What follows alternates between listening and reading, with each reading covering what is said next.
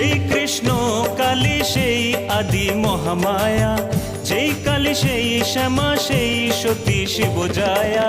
বল মন কালী কালী রাখো মন শ্যামা মায়ে, ভজ মন কালী কালী মজ মন রাঙা পায়ে।